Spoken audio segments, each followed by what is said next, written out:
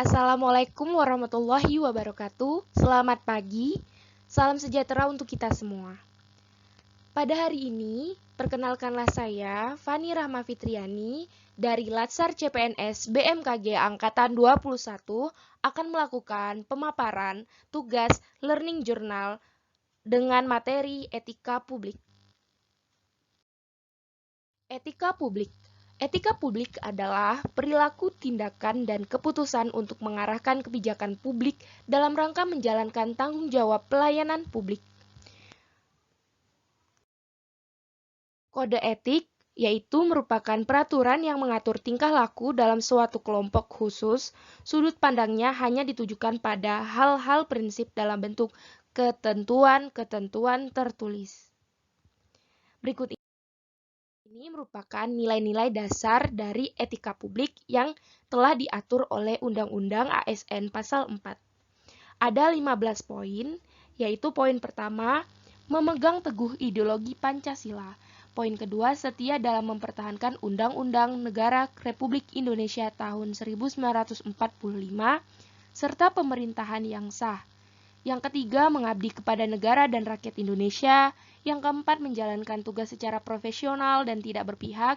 Yang kelima, membuat keputusan berdasarkan prinsip keahlian. Yang keenam, menciptakan lingkungan kerja yang non-diskriminatif.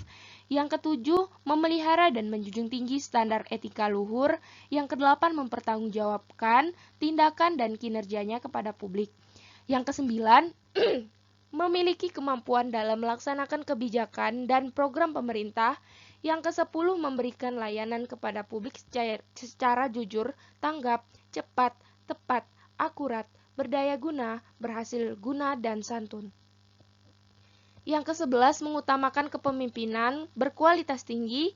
Yang ke-12, menghargai komunikasi, konsultasi, dan kerjasama. Yang ke-13, mengutamakan pencapaian, hasil, dan mendorong kinerja pegawai. Yang ke-14, mendorong kesetaraan dalam pekerjaan. Dan yang ke-15, meningkatkan efektivitas sistem pemerintahan yang demokratis sebagai perangkat sistem karir. Selanjutnya, dimensi etika publik. Dimensi yang pertama yaitu dimensi modalitas, di mana terdapat 3 yaitu akuntabel, transparan, dan netral. Nah, akuntabel berarti pemerintah harus bertanggung jawab, baik secara moral, hukum, politik, atas kebijakan dan tindakan yang dilakukan. Lalu transparan. Di sini pemerintah memberikan informasi yang relevan serta terbuka terhadap pihak luar dan dipublikasikan kepada masyarakat. Lalu yang ketiga yaitu netral. Jadi seorang ASN bersikap netral dan dilarang menjadi anggota ataupun pengurus partai politik. Dimensi yang kedua yaitu dimensi kualitas pelayanan publik.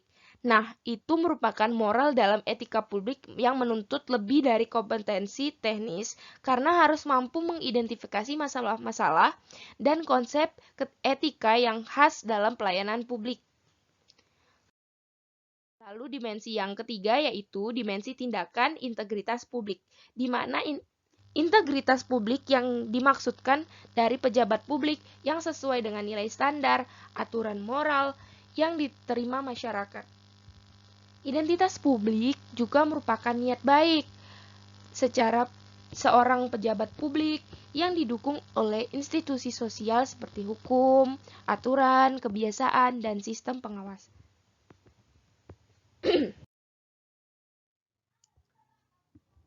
Nah, berikut ini merupakan penggunaan kekuasaan atau legitimasi kebijakan. Yang pertama yaitu legitimasi kekuasaan, di mana masyarakat tunduk pada kekuasaan raja-raja karena mereka percaya bahwa raja adalah satu-satunya manusia yang memegang amanat Tuhan, serta memiliki kekuatan kodrat yang besar. Lalu, legitimasi sosiologis, proses interaksi di dalam masyarakat yang memungkinkan sebagian kelompok setuju bahwa seorang panutan memimpin mereka dalam periode pemerintahan tertentu. Lalu yang ketiga yaitu legitimasi etis, di mana norma etika menjadi penopang dari berbagai ideologi, aturan hukum, dan masyarakat.